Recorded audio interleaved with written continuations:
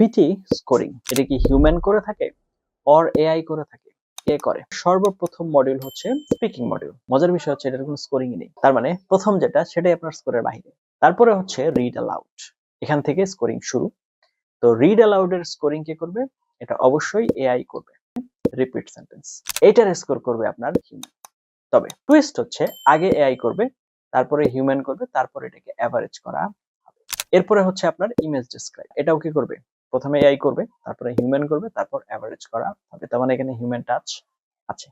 তারপর আসতেছে কি রিটেল লেকচার, এটাও সেম। প্রথমে এআই, তারপরে হিউম্যান, তারপরে হচ্ছে আপনার average score.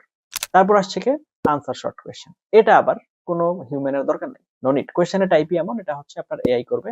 Respond to a situation, এটা প্রথমে এআই, তারপরে হিউম্যান, তারপরে হচ্ছে আপনার অ্যাভারেজ হবে। Summarise group discussion same, first হচ্ছে এআই, তারপরে হিউম্যান, তারপরে অ্যাভারেজ। কোয়েশ্চেন রাইটিং এ, রাইটিং এর ক্ষেত্রে দুইটা কোশ্চেন টাইপ, প্রথমে সামারি, তারপরে হচ্ছে আপনার এসে, দুইটাতেই সেম, প্রথমে এআই, তারপরে হিউম্যান চেক, তারপর অ্যাভারেজ। রিডিং এর ক্ষেত্রে দেখুন, রিডিং এর যে কোশ্চেন টাইপ এখানে এআই সম্পূর্ণটাই, কারণ এখানে হিউম্যান চেকের প্রয়োজন নেই, কারণ আনসার ফিক্সড।